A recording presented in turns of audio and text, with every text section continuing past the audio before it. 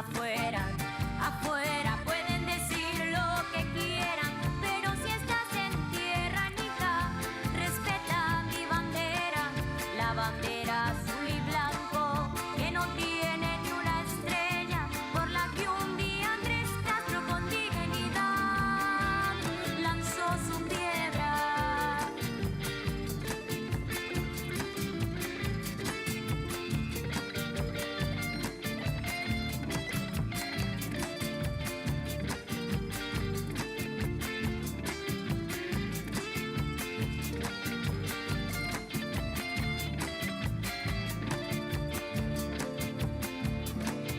Aquí todos los países tienen sus embajadores, pero algunos de estos señores no respetan la diplomacia, y hay uno que con su arrogancia se abre en los corredores de allá de la Casa Blanca. Y es que si él le quiere hablar, que se quite la investidura y verá que poco dura su estancia en esta tierra. No estoy hablando de guerra, nada más de exigir que hable miércoles, pero afuera, afuera, afuera pueden decir lo que quieran, pero si estás en tierra nica, respeta mi bandera, la bandera azul y blanco que no tiene ni una estrella, por la que un día Sandino enarboló la roja y negra. Afuera, afuera pueden decir lo que quieran, pero si estás en tierra nica, respeta mi bandera, la bandera azul y blanco que no tiene ni una estrella, por la que un día Sandino enarboló la roja y negra.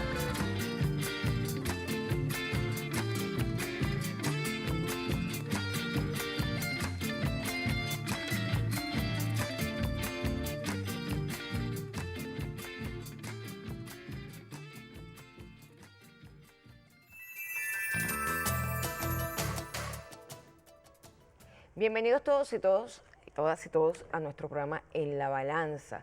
Hoy estamos celebrando el triunfo del pueblo nicaragüense en elecciones que realizaron el 7 de noviembre en completa normalidad, un desarrollo técnico verificado por el pueblo nicaragüense y que ganó más del 60 y tanto por ciento de participación, cerca del 66% de participación en Nicaragua. Para hablar del proceso electoral en Nicaragua, del proceso político en Nicaragua, del proceso de la lucha antiimperialista que llevó Sandino, hemos invitado al doctor Sergio Rodríguez Gelfenstein. Sergio, bienvenido. Gracias. Quien es investigador, escritor, tiene varios libros que hemos mostrado en este programa y que hemos compartido en relación a la historia de Venezuela y otros temas, y es particularmente investigador del Instituto Robinson, y fue embajador de la República Bolivariana de Venezuela ante la República de Nicaragua en el 2008-2009. Bienvenido, Sergio, a La Balanza, es un gusto tenerte con nosotros. Ayer se dio el segundo informe del Consejo Supremo Electoral, que es el poder electoral de Nicaragua.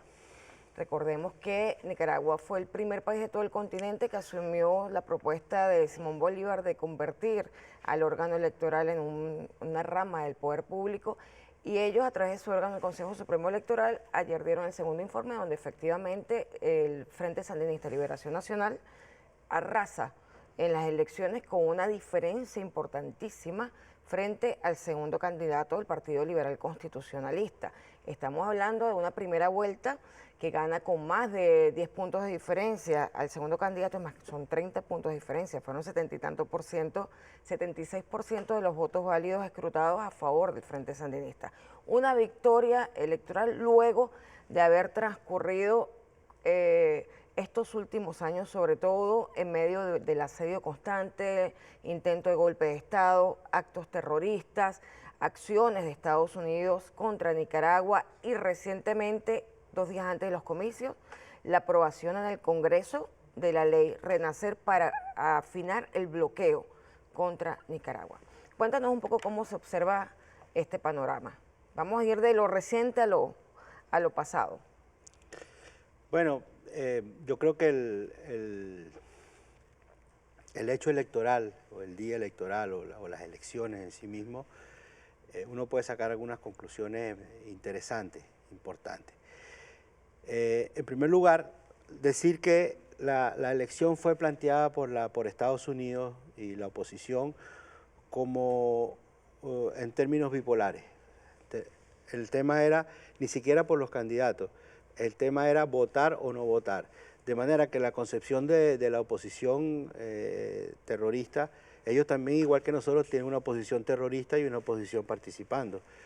Y en ambos casos Estados Unidos apoya a la oposición terrorista y ataca a la oposición que participa. Entonces eso hizo que votar era darle el apoyo al Frente Sandinista, en la concepción de la oposición.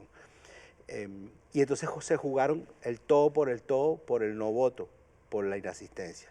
Entonces ahí está la primera victoria, un 65% de inasistencia. De participación. De participación, por cierto, que ya quisiera Estados Unidos y varios países de Europa tener en sus Pero sí elecciones de alguna nacionales. manera los golpea porque digamos que el histórico de participación en Nicaragua es sobre el 80%. O sea, hay un porcentaje allí Eso no importa. que creyó en la abstención. Eso no importa. O sea, el presidente de Estados Unidos se elige con el 46% de participación, el presidente de Colombia con el 48%, el presidente de Chile con y nadie habla nada de eso, no es un tema.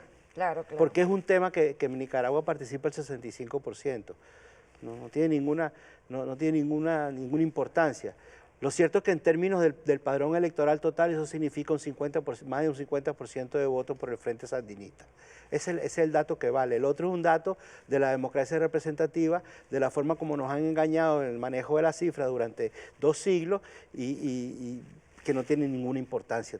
En definitiva no tiene ninguna importancia. Finalmente se dice que la democracia es el gobierno de las mayorías, hay una mayoría que participó, y hay una mayoría que votó a favor del Frente Sandinista abrumadoramente, que es la segunda importancia que tiene el hecho electoral. Hay un voto abrumador. Y hay un voto abrumador porque los que van a Nicaragua y no se quedan en Managua, en los hoteles de 5 estrellas, o los que no solamente van a la playa, sino que los que recorren el país, como lo he recorrido yo, como he estado en el río San Juan, en la frontera con Costa Rica, en Ocotal, en Somoto, en Chinandega, en Somotillo, en Rivas, en Bluefield. En Bluefield tengo años que no voy, es más difícil ir en Bluefield porque hay que ir en avión. Pero el que ha recorrido el país, y además el que conoce el país desde el 79 como yo, cuando tú ibas a comunidades en la zona del Caribe, donde los ancianos tenían 35 años, donde nunca habían visto un médico. Yo me acuerdo porque a mí me tocó llevar a los primeros médicos cubanos en febrero del 80, donde había comunidades indígenas de 200, 300 habitantes, en el que el 80% tenía tuberculosis, el 75% enfermedades venéreas, el 90% malaria. Entonces tú ves la obra de la revolución, porque ese país creció de 43%, de 43 años de esperanza de vida a 65 años en solo 10 años de revolución, y donde un país que tenía más de un 50% de analfabetismo, tal vez 60%, se alfabetizó.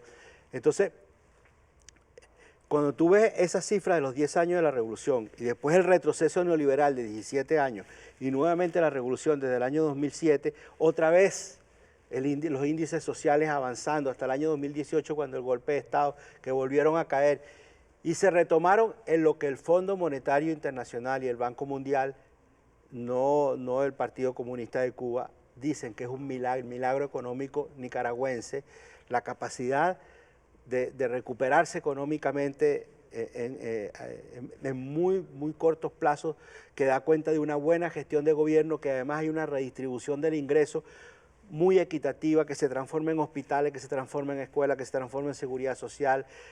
Entonces uno puede entender por qué se produce esa votación tan abrumadora, porque esa persona que no la encuestan nunca, porque vive allá en Guaslala, y allá en Guaslala no llega ningún encuestador, pero esa persona recibió un crédito blando del gobierno para producir café, porque sus hijos pudieron estudiar y algunos incluso ya pueden ir a la universidad, porque tiene un pequeño hospital que le permite una salud. Entonces, como siempre digo yo, cuando El problema no es de esa persona de clase media que se le enferme el hijo y lo lleva a una clínica y suelta un tarjetazo en el peor de los casos y después ve cómo paga, pero esa persona humilde en que la diferencia está en que no tiene el médico para que le salve el hijo o tiene el médico para que salve el hijo. Entonces, cuando la diferencia es entre la vida y la muerte de tu hijo, entonces tú tomas conciencia política, cuando te das cuenta quién está trabajando por ti. Entonces, ahí es cuando uno puede observar ese voto abrumador. Eso hay que ir a Nicaragua y recorrerla. Además que no es la primera vez, porque desde que retoma el poder Daniel Ortega en el 2006, la votación siempre para elecciones presidenciales ha estado por encima del 60%. O sea, el apoyo del pueblo nicaragüense al Frente Sandinista, al proceso revolucionario, ha sido total, a pesar de los ataques permanentes y el asedio permanente a nivel comunicacional, a nivel económico, las presiones de Estados Unidos desde todo punto de vista, incluyendo desde el punto de vista diplomático. O sea, ha sido una resistencia permanente, pero increciendo en conciencia, y a partir del 2018 parece que hubo un quiebre, sobre todo en la juventud. Esa es la apreciación que yo tengo, ¿no? El tema de cómo se ha involucrado la juventud. O sea, cómo se involucra la juventud en la defensa del proceso, en la defensa de los valores, en la defensa de la bandera del frente, porque lo ves en las redes sociales. O sea, de haber pasado de una temporada en que realmente no era un símbolo a defender tan importante, desde el 2018 se convirtió en el símbolo más importante, la bandera del Frente Sandinista, el rojo y negro, que se había de alguna manera diluido en todos estos tiempos, en los últimos años de campañas electorales, de campañas políticas.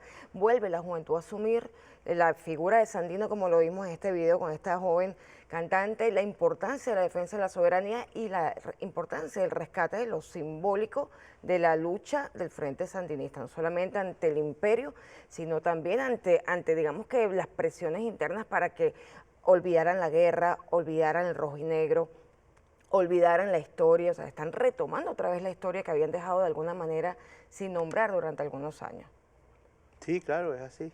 Entonces, nosotros tenemos que ir a un corte y nos vamos, en el próximo segmento vamos a seguir conversando lo que han sido estos 42 años de proceso revolucionario sandinista, porque es importante que se conozca cuál ha sido la trayectoria, la historia del proceso revolucionario sandinista, para comprender también por qué los ataques y por qué estamos celebrando un triunfo frente a un asedio tan brutal como el que se volvió a retomar después del 2018 contra Nicaragua. Nos vamos a un corte y seguimos con el doctor Sergio Rodríguez.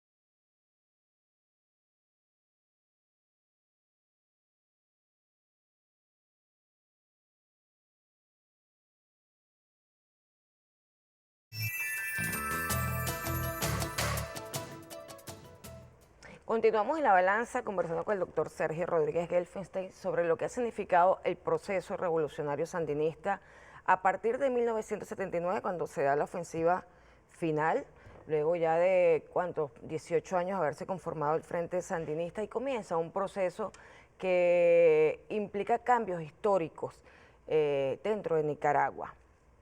Ciertamente la lucha contra Somoza también es importante que la analices, lo que significó la dictadura, además de una dinastía familiar que oprimió al pueblo nicaragüense y entregó la soberanía a Estados Unidos, y que esta lucha terminó siendo un importante elemento para la conciencia de toda nuestra América, no solamente de Nicaragua, de El Salvador, sino que fue un referente en lo político, un referente incluso en lo espiritual, con los procesos de teología de la liberación también caminando por esos espacios, con el pensamiento de Ernesto Cardenal y otros liderazgos que surgieron dentro del Frente Sandinista. Háblanos un poco de esa experiencia. Yo quisiera que pusieran unas imágenes del momento de la ofensiva final, cuando llega el Frente Sandinista a Managua, que se ven, entre otras imágenes, a Daniel Ortega, al comandante Daniel Ortega, se ve al comandante Tomás Borges, se ve la figura de Sandino también presente allí, y todo el pueblo acompañando en 1979 la entrada triunfal de la revolución sandinista, por fin dando la estocada final a la dictadura de Anastasio Somoza. Bueno, esas imágenes no fueron el 19 de julio, fueron el 20 de julio, porque el 19 de julio efectivamente las primeras columnas guerrilleras empezaron a entrar a Managua, pero las últimas que llegamos, entre ellos la que estaba yo, la del Frente Sur, entramos el día 20. Nosotros salimos del escenario de la guerra el día 19 al mediodía y se nos hizo tarde en la noche y nos dieron la orden que durmiéramos en Granada. Y en la mañana muy temprano del día 20 emprendimos la marcha, pasamos por Masaya y entramos, a media mañana entramos a Managua y ahí se empezó a producir esa confluencia de todos los frentes guerrilleros en Managua, en el Palacio Nacional, donde estaban los restos de la catedral que había sido destruida en el año 72, en el terremoto del 72. Y se produjo, bueno, esa concentración extraordinaria del 20 de julio, donde por primera vez se presenta la Dirección Nacional, que en ese momento se llamaba Dirección Nacional Conjunta, porque había sido la conjunción de las tres tendencias del Frente Sandinista de Liberación Nacional, y también se presenta la Junta de Gobierno de Reconstrucción Nacional y se inicia el proceso de transformación Junta de Gobierno, del país. Perdón, Sergio, para que quienes nos escuchen sepan, había unas negociaciones en ese momento que se estaban dando por la salida de Anastasio Somoza. Anastasio Somoza pensaba abandonar Nicaragua. Esta Junta de Gobierno, ¿quién la conformaba? ¿Qué representaba la Junta de Gobierno? No, Somoza se va el 17 de julio y deja a un sustituto que era Urcullo Maliaño, que era el presidente del Congreso, y lo deja ahí. Entonces, fue la maniobra de Estados Unidos. En ese momento el presidente era Carter, que ahora supuestamente es un gran demócrata, pero hicieron una maniobra con la OEA para tratar de dejar un régimen somocista sin Somoza. De transición, ajá. Pero el Frente Sandinista, y en particular la tendencia tercerista, la tendencia insurreccional que dirigía el comandante Ortega, había comenzado desde hacía mucho tiempo, desde el año 77, a generar una serie de alianzas políticas y sociales, un gran frente de masas que se fortaleció, y un trabajo internacional encaminado a dar a conocer lo que estaba ocurriendo en Nicaragua y a establecer alianzas con ciertos sectores de la burguesía nacional antisomocista. En Nicaragua había una burguesía nacional antisomocista porque Somoza desplazó incluso a la burguesía y creó una burguesía propia en el Partido Liberal. Entonces, el Partido Conservador era el partido de la burguesía nacional antisomocista, y muchos de los hijos de esos líderes del Partido Conservador se incorporaron al Frente Sandinista y claro, después fueron los que primero se salieron, una cuestión de clase. Entonces, esa Junta de Gobierno de Reconstrucción Nacional estaba formada por Daniel Ortega, en representación del Frente Sandinista de Liberación Nacional, por Violeta Barrios de Chamorro, por Moisés Hassan, que era un líder social importante, cercano al Frente Sandinista de Liberación Nacional, por Arturo Córdoba, que era un banquero, Arturo Cruz, que era un banquero, y por Sergio Ramírez Mercado, que representaba el Grupo de los 12, que era un grupo de intelectuales, antisomocistas. Esos 5 miembros configuraron la Junta de Gobierno de Reconstrucción Nacional, que fue el primer gobierno que asumió, incluso antes de que Somoza se fuera, porque ellos entraron clandestinamente por vía aérea y se instalaron en León en los últimos días de la guerra. Venían de Costa Rica. Se reunieron en Costa Rica, porque estaban en diferentes lugares, se reunieron en Costa Rica y por vía aérea entraron clandestinamente a Nicaragua y se instalaron en León, porque León fue la primera ciudad importante liberada en la ofensiva final del Frente Sandinista de Liberación Nacional. Entonces, eso se produjo unos días antes, no recuerdo ahora cuántos días antes del triunfo definitivo que se produce el 19 de julio, cuando ante esta situación que se crea el 17 de julio, que Somoza se va, deja Urcullo, y bueno, la sorpresa cuando suponíamos la felicidad nuestra en los frentes de guerra, cuando el 17 de julio nos dicen que el dictador se fue y después, unas horas después, dicen, no, quedó otro gobierno. Uf, entonces volver a empezar, y de hecho la orden que dio la Dirección Nacional fue organizar la ofensiva hasta Managua. Y eso fue el día 17, y el día 18 fue de organización de la ofensiva, preparación de la fuerza, etc. Y el día 19 de la mañana, cuando íbamos a iniciar la ofensiva, lanzamos las primeras patrullas exploratorias y los compañeros que iban en las patrullas avanzan y llegan al lugar donde estaban las tropas de Somoza y avisan por radio, no están. ¿Cómo que no están? No, aquí no hay nadie.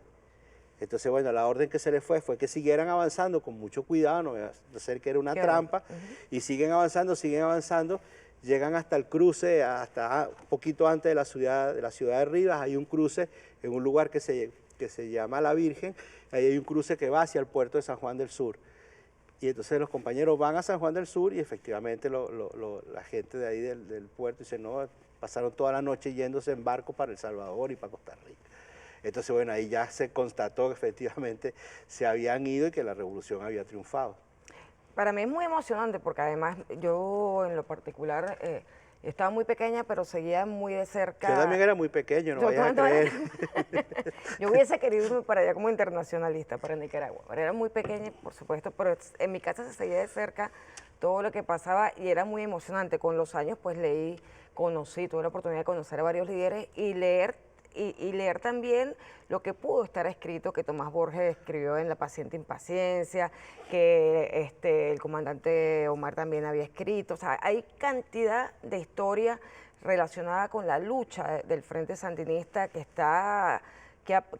queda para la posteridad. ¿Tú te has planteado además escribir sobre Venezuela, escribir tus experiencias sobre Nicaragua? Bueno, he escrito algunos artículos, he escrito algunas cosas,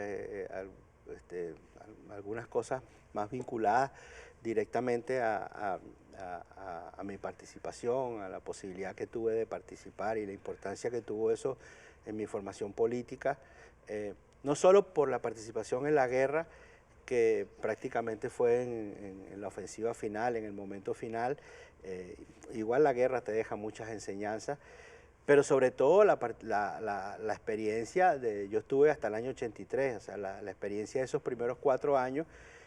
Yo trabajé en el ejército, soy fundador del ejército sandinista, se llama ahora el Ejército Nacional de Nicaragua. Transformar ese ejército de guerrilleros en un ejército regular, porque yo tenía formación militar y por eso es que me quedé trabajando en el ejército. Y bueno, partimos desde nada, desde cero, desde formar los primeros pelotones, compañías y batallones, generar la estructura del ejército, generar disposición combativa, empezar a preparar los planes de preparación combativa, crear las primeras escuelas y academias militares para empezar a formar los oficiales del nuevo ejército y hasta enseñarlos a marchar. Claro. Eran muchachos, guerrilleros, campesinos, casi todos, con un gran sentimiento patriótico, con un gran espíritu sandinista, que es muy importante el espíritu sandinista porque hay que recordar que Sandino fue el primero que derrotó militarmente a los yanquis en América Latina. Así es. Entonces, hay una tradición muy importante que por cierto no empieza con Sandino, sino que empieza mucho antes, de lucha de Estados Unidos contra la intervención yanqui, porque la intervención yanqui fue constante, incluso desde el año 1912, ahí se destacó el general Benjamín Celedón, también en la lucha contra la intervención yanqui. Entonces, hay una tradición en Nicaragua y un sentimiento nacional, patriótico, que es muy anterior al Frente Sandinista e incluso anterior a Sandino.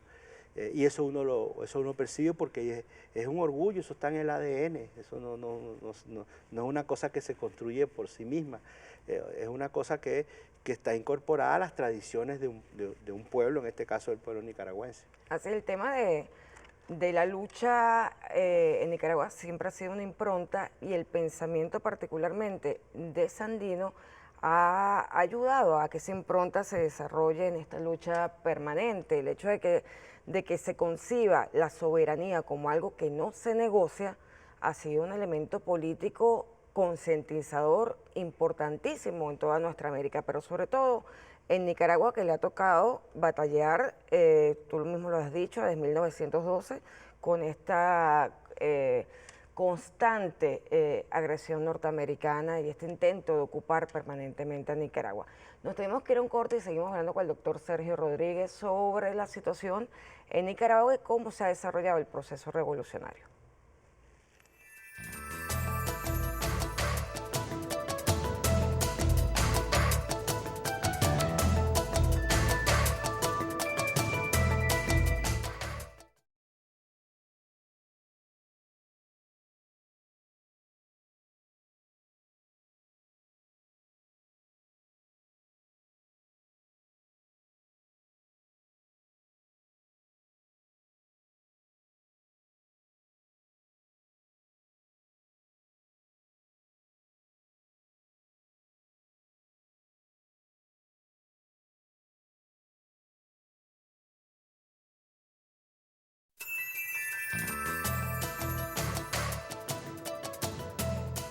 Conversando con el doctor Sergio Rodríguez Gelfestein, investigador del Instituto Robinson, ex embajador de la República Bolivariana de Venezuela ante la República de Nicaragua. Nos quedan 10 minutos para desarrollar lo que fue, digamos, la lucha sandinista y lo que ha sido el asedio de Estados Unidos en los años recientes.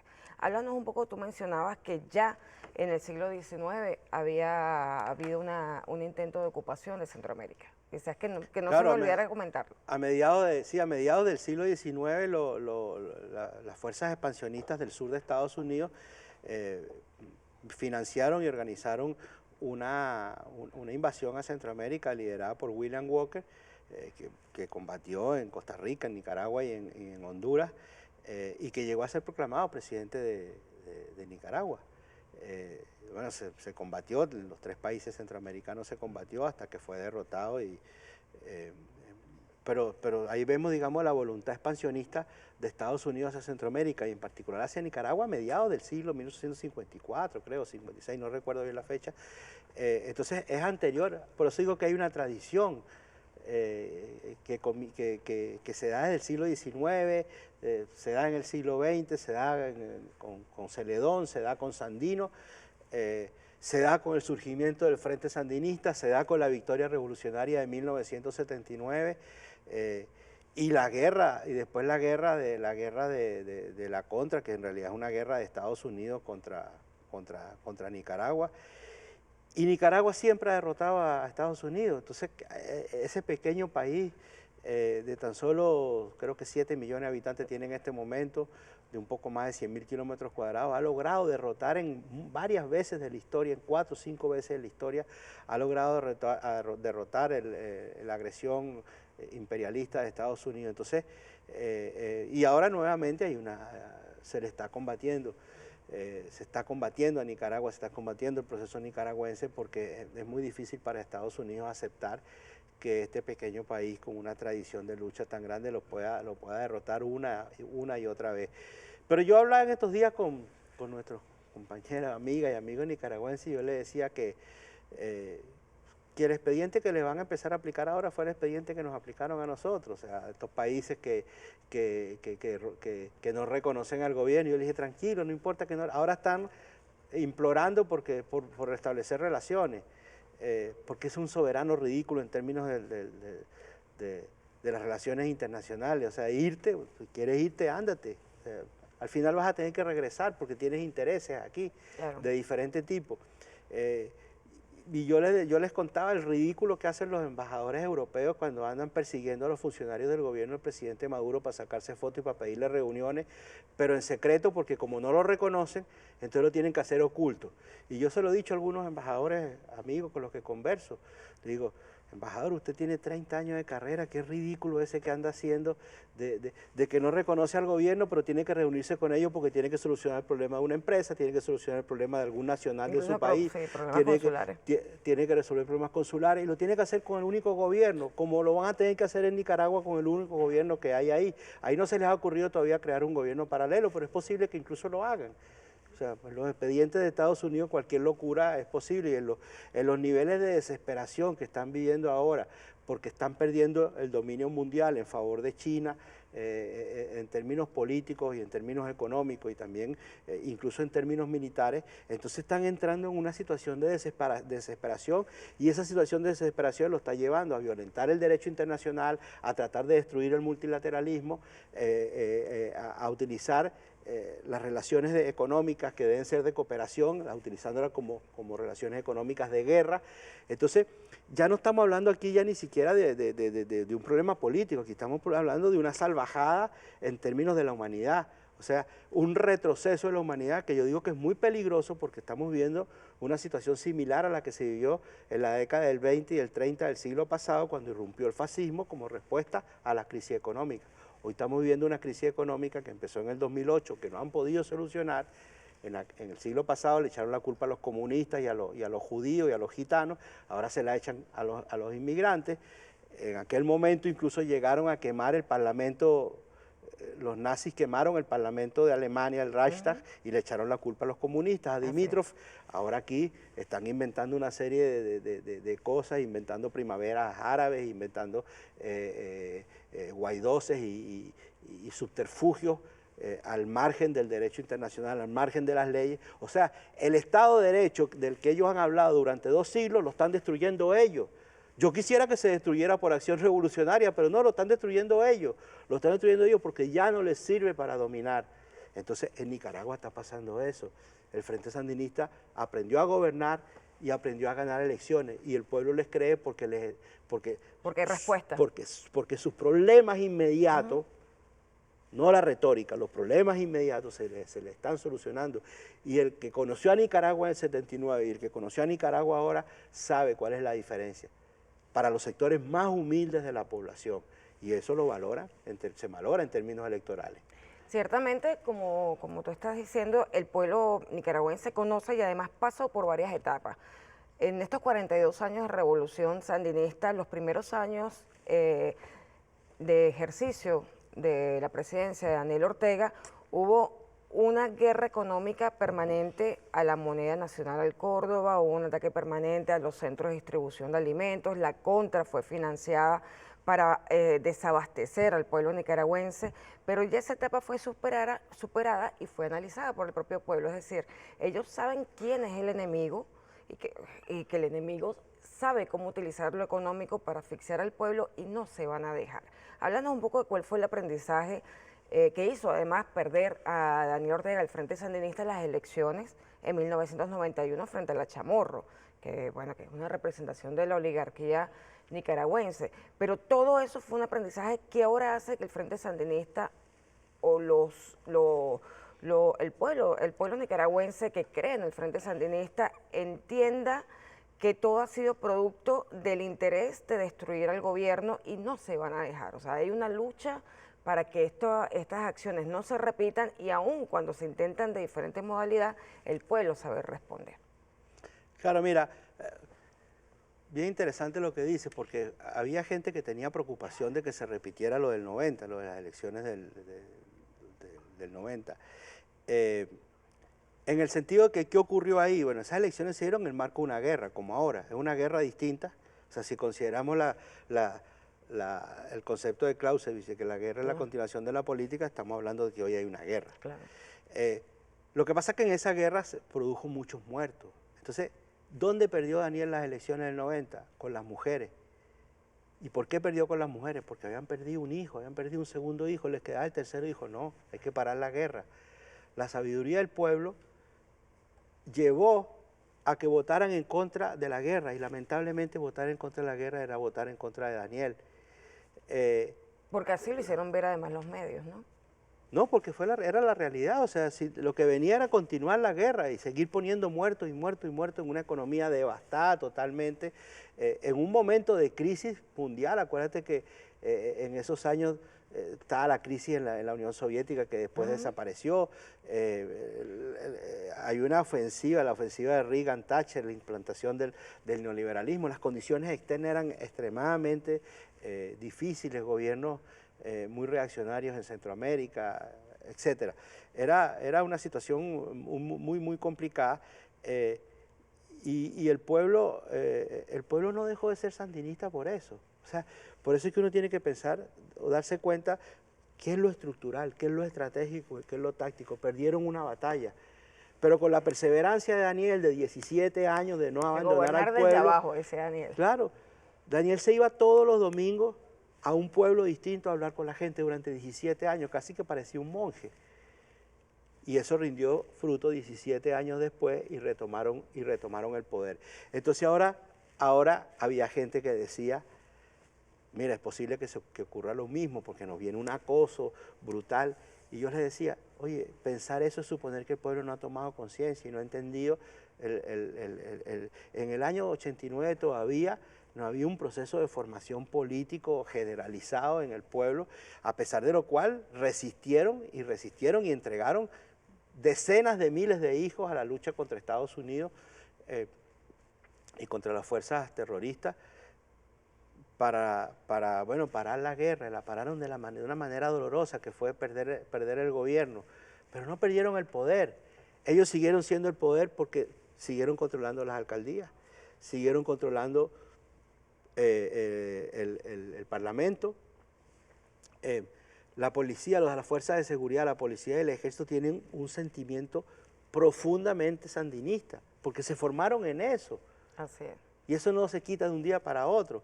Entonces, pero era un ejército que cuando el pueblo salía a movilizarse contra el gobierno neoliberal, lo trataban de llevar a reprimir y no lo hacía. Porque es un ejército vinculado, son hijos del pueblo, los oficiales son hijos de trabajadores, de campesinos, de gente humilde, con una tradición histórica, con la responsabilidad de ser los garantes y defensores de la soberanía nacional. El papel del ejército en Nicaragua es sobresaliente, es extraordinario, porque no, sin plegarse a componendas políticas de ningún lado, han entendido que la existencia del Estado nicaragüense depende de la existencia del ejército y de actuar en función de los intereses del pueblo, y eso es lo que ha hecho. Lo hizo en la revolución, lo hizo durante los 17 años de gobierno neoliberal y lo está haciendo ahora. Entonces ahí hay una garantía de continuidad, y es en ese sentimiento de defensa de la soberanía del ejército, en ese papel protagónico del pueblo, en esa conducción que da el Frente Sandinista, hace que perdieron el gobierno en el 90, pero no perdieron nunca el poder, siguieron siendo el poder que los llevó nuevamente al gobierno en el año 2006 y que están defendiendo ahora también en términos electorales. Así es. Nosotros nos tenemos que retirar del programa, ya es hora de entregar. Doctor Sergio Rodríguez, gracias por acompañarnos. En términos generales, Nicaragua sigue siendo un ejemplo de lucha antiimperialista, ahora en el terreno además de lo electoral, con este triunfo contundente del presidente Daniel Ortega como candidato del Frente Ahora viene la guerra mediática. Ahora viene el desconocimiento, la guerra mediática, la promulgación de la ley Renacer, que ya fue aprobada por el Congreso. Vienen nuevas batallas seguramente para los hermanos nicaragüenses, y sabemos que, como lo han hecho hasta el momento, van a seguir defendiendo la soberanía y van a seguir defendiendo su dignidad histórica. Gracias, Sergio, por acompañarnos. Tenés un segundo para despedir. No, muchas gracias por la oportunidad de debatir sobre estos temas y conocer más a la profundidad los procesos y los fenómenos, no quedarnos en la superficie y menos quedarnos en la superficie de lo numérico, de lo electoral, de la democracia representativa, que sí, es verdad, aporta, pero no dice todo. Así es. Nosotros nos retiramos hasta el próximo programa.